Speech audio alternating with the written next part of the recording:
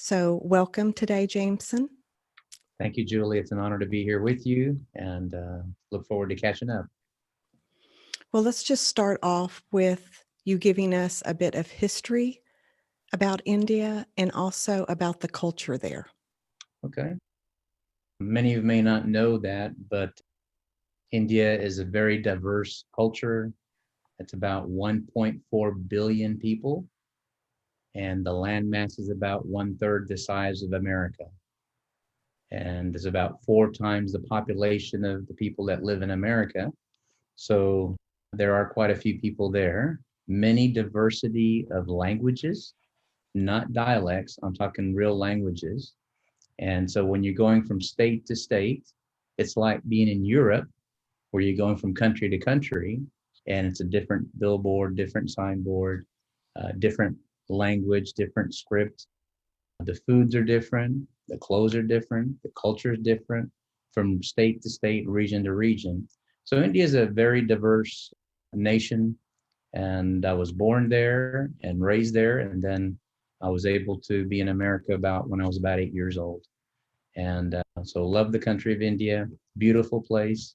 My dad used to say, people usually just talk about the slums of Calcutta, but it's a beautiful country, beautiful place, beautiful people, and I love the country. Tell us geographically where India is located. India is directly below China, and it borders Nepal, China, and to the west of us is Pakistan. And so Pakistan's to the west of us, to the north of us is China and Nepal. And then we have, it's sort of like Texas, the shape of it. And on one side, we have the Bay of Bengal, and then we have the Indian Ocean. And it sort of looks like Texas as a shape, but size wise, not as big as America at all. And up in the north, we have the snow and ice and different climate seasons, very similar to here. And as you get to the middle area where we're located, it is much more dry. We don't have any snow, no ice, but we do have monsoon or rains. And then the further south you go, it becomes very tropical, humid, and very hot. So different parts of India has different sceneries, different elevations, different climates. I know that India is in the news right now because of everything that is happening with the COVID-19 virus. And you have people there.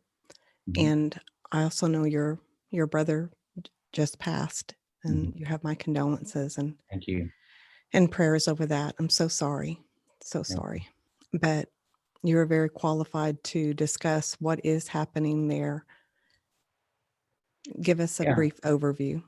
Okay. The nation initially, when the COVID came out, the government as a whole shut the country down and prevented people from migrating out, and we actually had a true lockdown.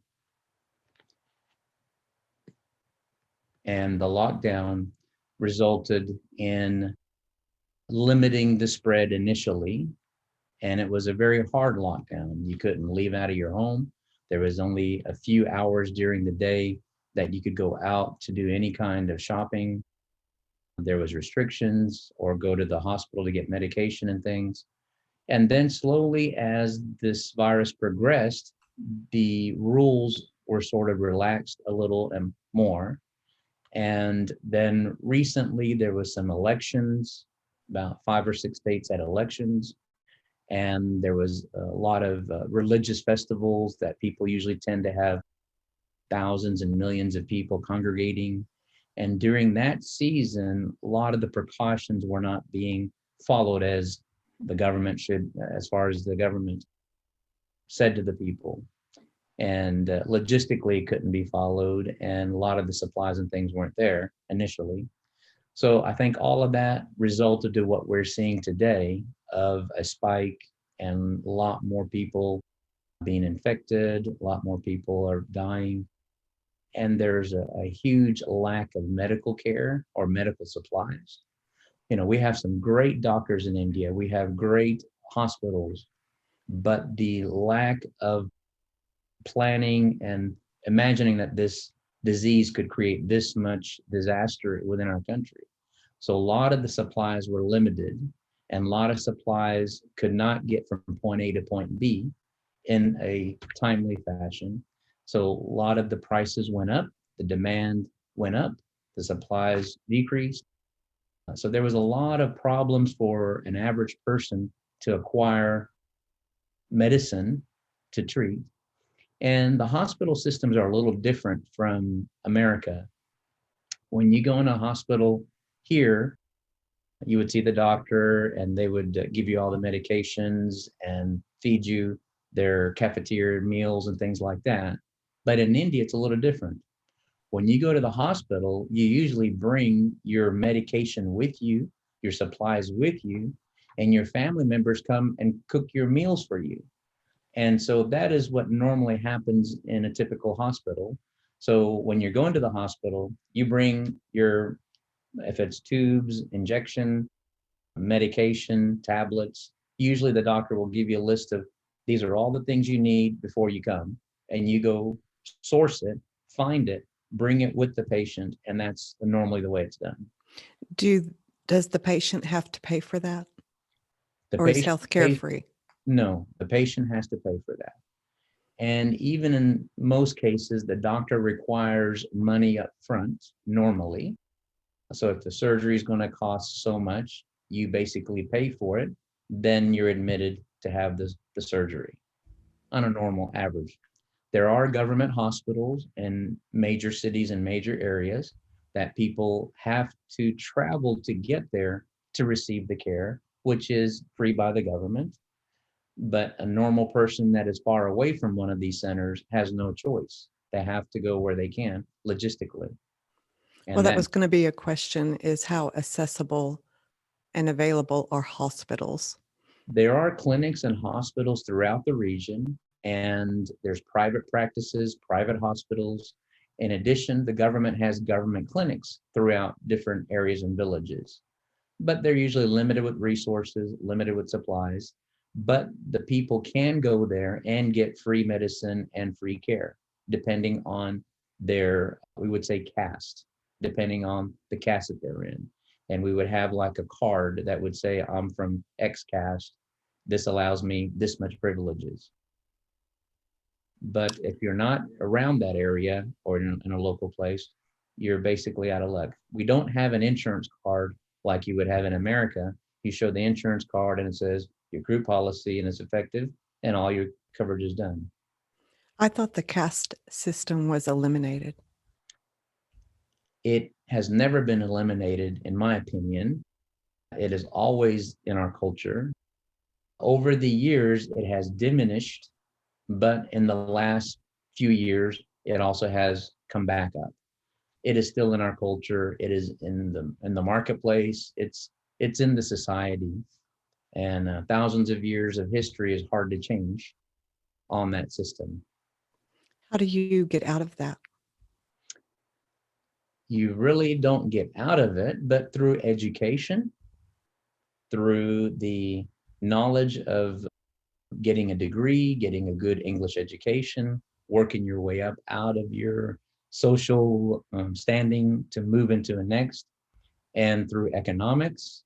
So there is a possibility. And in India, a few years ago, there was a huge discussion about the new emerging middle class within India. And that class came through because a lot of multinational companies were invested there, and there was technology, software development, things like that. So people were working together that were from different castes, different religion, different sex, were working together. And so that collaboration of working together sort of broke down a lot of the barriers over the years of working with someone from a different religious background. And so that trend is happening in major cities, but in the local villages and areas that are not as, they're more secluded, the old things still continue.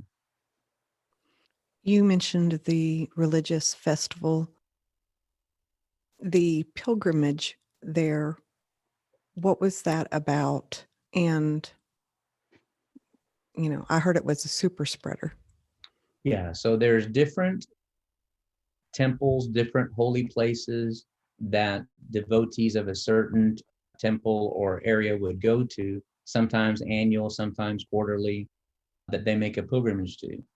And in our area, there's one south of us where the devotees have to travel. They have to do like penance on their way. They don't wear shoes. They have something they put on their head. There's many different things that they do to bring an offering to their temple.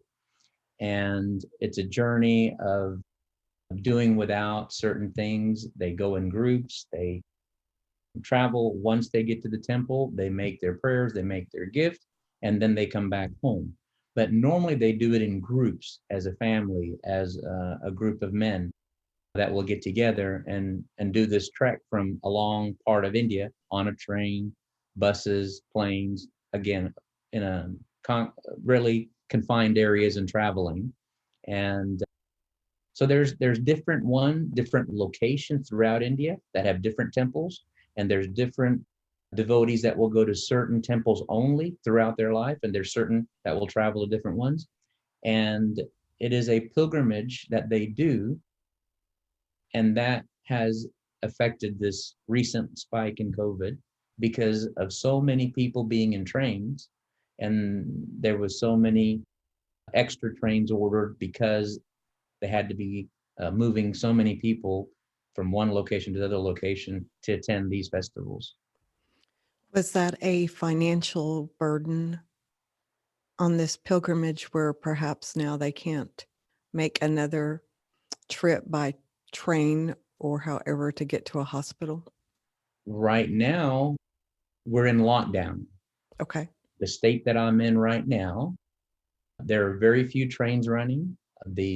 At noon, at lunchtime, everything is shut down till the next morning at 6 a.m. So from 6 a.m. to 12, we were able to leave the house to go to buy vegetables or buy rice, buy medicine, and you have to come back before noon. No shops, no businesses, transportation, everything halts. And majority of all the states of India are in lockdown in some form. And at the end of this month, we are supposed to be notified by the government if that lockdown has been adjusted in time or if it's going to be extended for another so many days, 2 weeks, 30 days. It's up to the local chief, you would say the governor of each state, to set that limitation. But that has prevented a lot of people who go to work as a day laborer, who work in the farms or they work on the construction sites. They cannot go earn a living. So this lockdown has not affected just the people as far as a virus and contagious, but it's also affected their livelihood, that they cannot earn an income. And so if you can't earn an income for the day, your family does not eat. So presently, there are a lot of families that are suffering with a lack of food.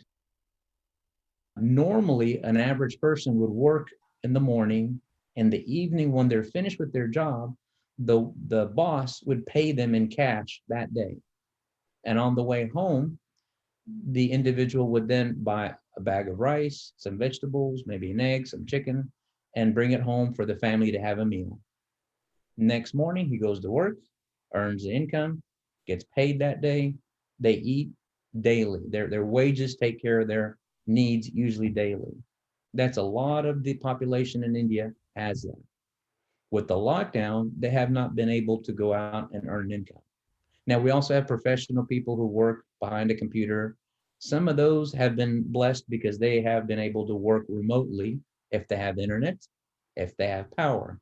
So in India, it's saying we may have a computer, but we may not have the power to have it to work, or there may not be an internet connection to do it And why is that?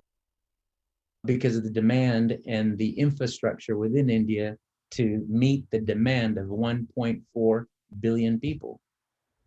So there's what we call burnouts or rolling blackouts. So in the summertime, we have it usually 3 times a day in our home. the power goes out. Once in the morning, once after lunch, and once in the evening. So we're prepared. We have either a generator or we have flashlights or candles, things that we would use, kerosene lamps that would tie us over for those power cuts on a daily basis. I know that India is the second most populous country in Mhm. the world and seventh largest country by land area. And so that also makes it a very location in demand Yeah.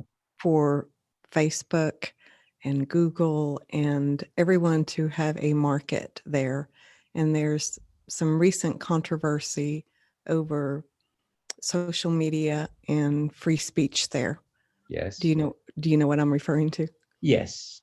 It started a few years ago when there was a government change. And of course, there was two main parties in India for many years.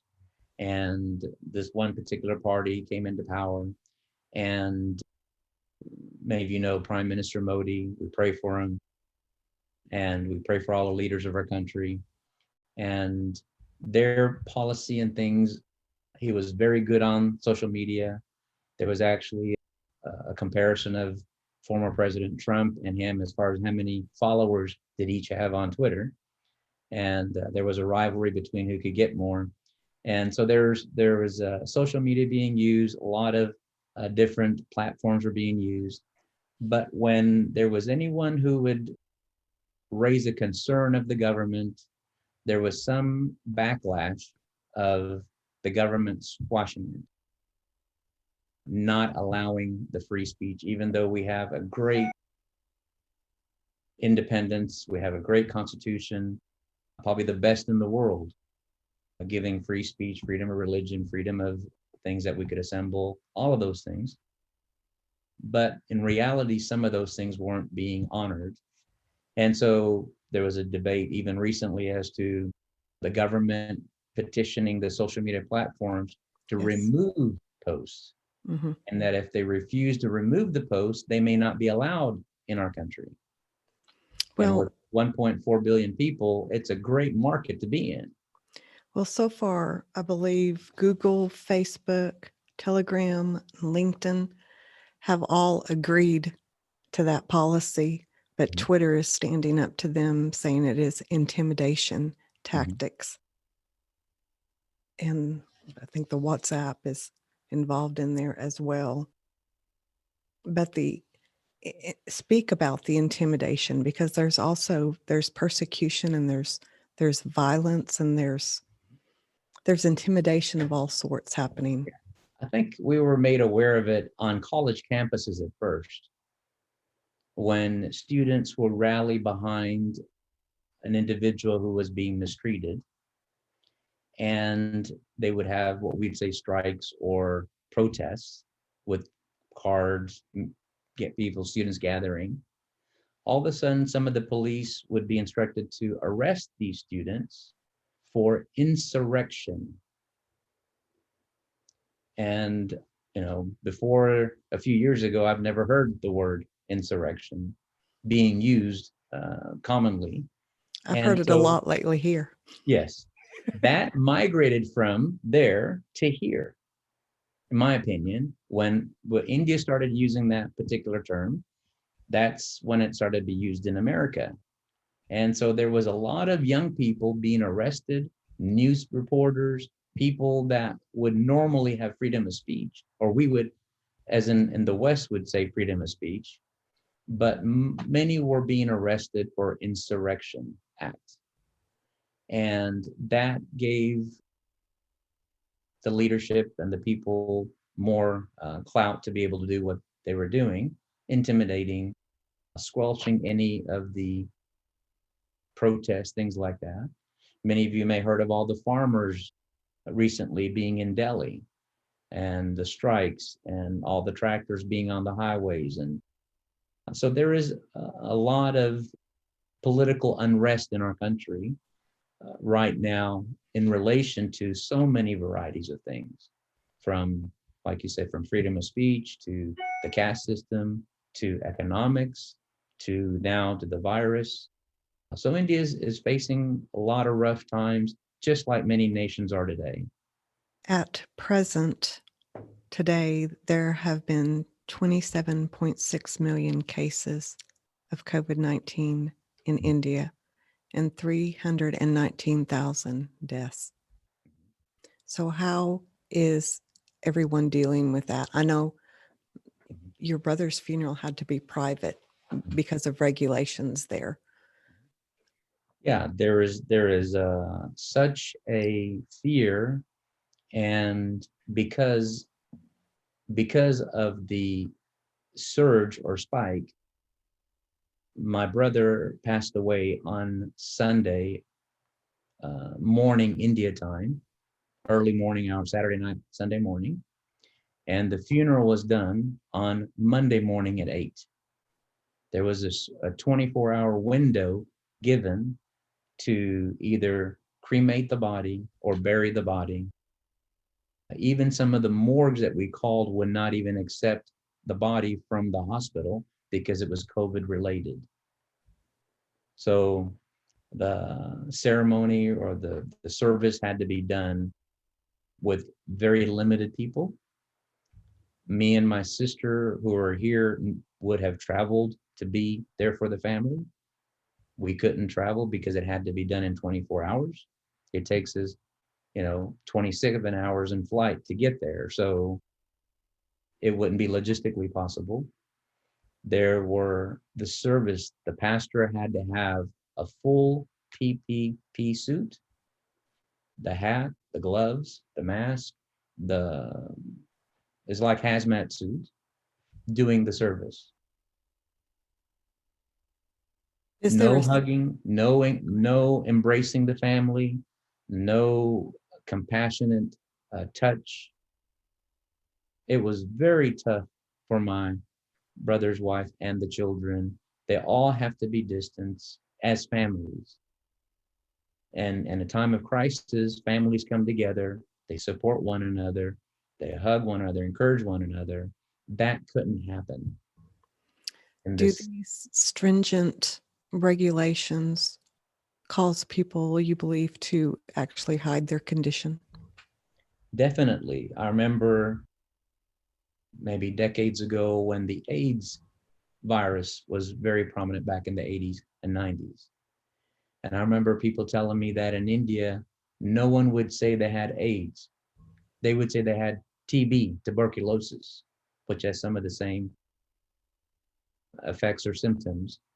But there was such a stigma associated with it that they wouldn't say what it was. Same thing with this, with the corona.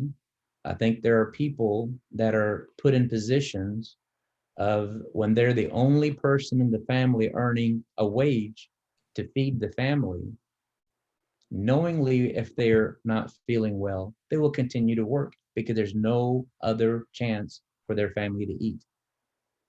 So if they continue to work in that condition, knowing what little we know about this virus, it will spread. So they knowingly, some may not even say they're not feeling well until the last minute when it's too late. On wealth distribution there, economic growth has slowed down significantly. Mhm. What are your thoughts about that? I think we as a country are facing a lot of economic difficulties because of this lockdown. Not only that, but there's also been some other decisions and companies and things and policies made that also affected our economic situation as a country. The opportunity to recover, I think, will be a lot longer term than what we're imagining because of the damage that it's done at the lowest level of economy. The local family has been such financial crisis to recover would take a long time, in my opinion. Prior to the pandemic, how does the economic status compare from, let's say, 2019 to today? I think the economy was on a good incline. There was some external forces that caused our nation not to have the double-digit growth rate as it had back a decade ago. Mhm. It was in the single-digit growth rate. But then in the West, some people would say they'd be happy with a single-digit growth rate for their country. So it's all relative to where you live and where you are. But the growth rate has continued to decline over the years from what it was a decade or so ago. It is stated that India is only second to Russia in inequality. Mm, yeah, Talk to us a little bit about that. that would be in probably in every arena of our society, from males and females and the disparity between the two, to the caste system within the untouchables and the dialects and the middle class and the high caste, the disparity within the marketplace. It's in every arena, and it's hard to imagine being in the West to the disparities that you see. In one view of your eyes, you can see the wealth, you can see the dire poverty in the same view that you're looking in, say, one street. I think here in the West, there'll be areas people would say is a rich area or a poor area. But in India, you would probably see that in a combination of that in every area. I know you do significant humanitarian aid in India, Mhm. and you have several projects going on. Can you talk about your children's home? Yes, there are children that may not have one parent, or some may not have both parents. My mother years ago was a school teacher, and she moved back to India with my father. And while my dad was teaching in a Christian college, my mom, being a school teacher, ended up taking these young children who happened to be working on the streets with their father and mother, who were contract workers building roads. And she saw the children working and not being in school and learning. So she asked my father, could she take some of these children that are on the street with their parents? They were, like you would say, nomadic people that move from job to job. And she ended up bringing them to our campus. My dad made cement benches for her, and that led to her teaching outside under the mango tree with children that had never been to school, that didn't know how to read or write. And that started the genesis of the school. And the school led to getting children that had no one to look after them. And that led to a children's home where boys and girls who will have an opportunity now to get an English education, they would get safety. They're not involved in the child labor. They're not involved in the sex trade. They're not involved in the drugs and all the things that happen with children there within our communities in our country. And so they have an opportunity to learn English in a school, provide a place to sleep, play 3 meals a day, health care. And so this was my mom's passion, and that still continues today. And during this shutdown and lockdown, a lot of those children had to be gone back to where they came from, as far as a legal guardian or a distant relative, because of the shutdown. We cannot operate any institution right now as a ministry or as a children's home right now. How many children have passed through those doors? Oh, I would say 3,000 have come through. And usually each year they're with us, from the smallest we had is like 3.5 or 4 years old, all the way to 18 years old. And so consistently they would be with us each year. And I think the most we've had at one given time was over 900 at one time in our school and home. And So, within the children's home, I think the most, it was 350 some children at the peak, as far as most at one time. so you educate them, you feed them, and you provide a place to rest and sleep. Yes. And, we believe in education. Our whole culture believes in education. And we believe that education is the answer to poverty. And that if we can educate a child, we can share our faith, we can share the love, and then we're able to change that next generation of young people that we have an influence on. And they will be the future leaders of India that will make a transformation within our nation. And And that's what we do. what grades does this From, cover? we say lower kindergarten, which is LKG, all the way to 10th standard, which is our typical high school. Then we have 11th and 12th, what we would call in India junior college, or we would say +2. So when you finish your 11th and 12th, then you go to university. And in 3 years in university, you can get your bachelor's degree normally. And that is an accredited certificate. Yes. So we're approved by the government. We have two curriculums. We have a state curriculum and we have a national curriculum. So as a child, you would go into one or the other at the grade of 6, you would go to one track or the other track. One may be considered a little bit harder than the other track. And depending on what you wanted to do as a child, if you wanted to become a doctor, engineer, you would go into this track. If you wanted to be a businessman or something, you may go on a different track. Talk to us about the hospital that you operate. The hospital back 27, 28 years ago was a vital need to our community. There was no medical care in our village area. At the main city, which is an hour away, there was hospitals and medical care available.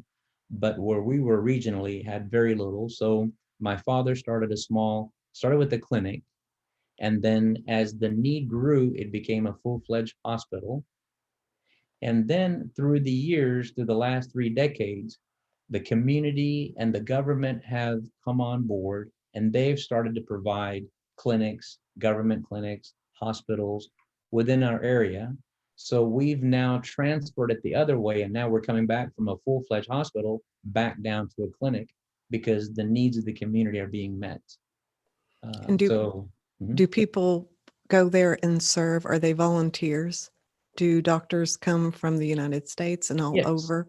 Yes, we've had doctors, we've had dentists, we've had nurses, we've had regular people who want to come and just be there to serve the hospital and the humanitarian need. Right now, through the humanitarian side, through this COVID, we've been doing food relief. So we get rice, dal, vegetables, eggs. We buy in bulk and then we repackage them in smaller packages. And with protection and following the guidelines, our local church planters will go to the community and help the people that needs help. You also have a program that provides vocational education, especially to underprivileged women. Is that correct? Yes. And that gives them an opportunity to learn computers, and you also help after that with job placement. Yes. Over the years, we've had young ladies who either weren't able to finish their education and come and they would serve on the campus and be taught soft skills, typing, Excel, Word, Blue Java, and different software applications. And over the years, that has morphed into where now we offer all that to all the children that are in the school. So they don't leave our campus without having the computer skills. And we've done sewing centers. So we have different locations throughout India that would have a location that we would have 10 sewing machines, 5 sewing machines. The ladies that would come in would be taught how to make blouses, dresses, and it would give them a livelihood. And these sewing machines would be the ones that would be foot pedal or with electricity. Being in a village, sometimes there is no power to turn these machines on. So it has the old trundle that you push with your feet.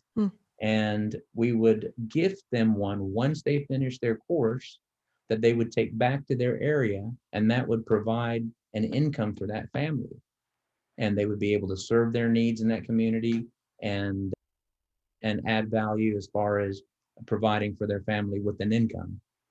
And it's been a great opportunity for us as a mission, as a family, to be able to sow into these young women who have a value now, who have a business, to be able to provide for their home.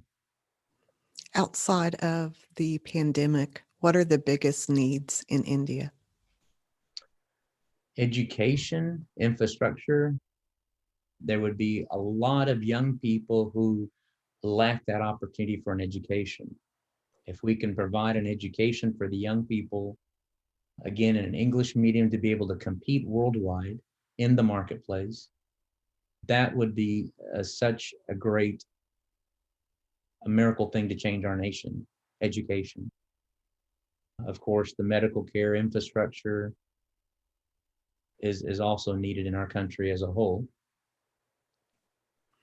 What has changed between how you used to facilitate your missionary, how you used to operate as opposed to how you do it now? What has changed? I think there's a lot of things that have changed. I don't know we'd have enough time to discuss all the changes, but the old model of relying on foreign help has changed because the government has restricted funds coming into India and limited how and when. We now have a lot more self-support projects that we do. That has changed from many years ago. Having our own farm, all cultivating our own vegetables, having our own cows, milking our own cows for the children to have milk and to provide the yogurt and things for the campus, adding the vegetables to our meals for the children, a small printing press, which now creates an income. Right now it's locked down, but we would be able to do business cards, invoices for the local businesses around us. That would give us a profit. That profit would then cover all the print costs for the school and for the seminary. So we've done more things recently. Just this year in February, we've completed our solar panel project, which generates energy that we sell to the government. That means we don't have Smart. to buy the energy cost. As a mission, we were spending almost 3,000 US dollars per month between the school, the seminary, the farm, the campus, all the residential places we have, almost 36,000 US dollars. Now we're spending about 10% to 20% of that per month as of February of this year. So the way we did missions has changed dramatically. We have technology now. We have a media center, very similar to what you're doing on media here. We have cameras. We teach our seminary students how to be on a TV, how to be doing a recording, how to communicate in front of a camera. So there are things that we're doing very different than we used to do. And so using technology has changed, media has changed, the infrastructure of having self-support projects that would help underwrite the mission. So there's a lot of different things that are happening throughout India. What are you hoping for in the next 5 to 10 years? That more young people will come on and take the leadership, that we would be able to generate income within our own country to fund the mission, and we would get resources from our friends from abroad that would come with education, teaching, new ideas, new materials, infrastructure type things, but that we as a ministry would be able to be self-governed, self-populate, self-funding within our own country. If you were not able to preach Christ, would you still do what you do for the Yes, people there? yes, we would. And that was the beginning of the ethos is, not only do we train young men and women, not only do we plant churches, but we take care of our community. We take care of the children, the widows. And so it's a holistic ministry that it's not only dependent on one area. We want to take care of the whole person and the whole community. Tell everyone, all the listeners, where they can find you. What is your website? Where are you on social media? We're on website is www.christforindia.org, ChristForindia.org. And on Facebook, we're on facebook.com/Christ for India. And the same handle at Christ for India on Twitter. And so we are on there. We haven't mastered all the social platforms yet, but we're doing our best to be on them. And I'm very grateful to you, Julie, for allowing us the opportunity to be on one of the platforms with you. Oh, well, thank you. Thank you for your time and thank you for being here today. I hope the message and the plea gets met with huge response and aid to India. Thank you so much. Thank you.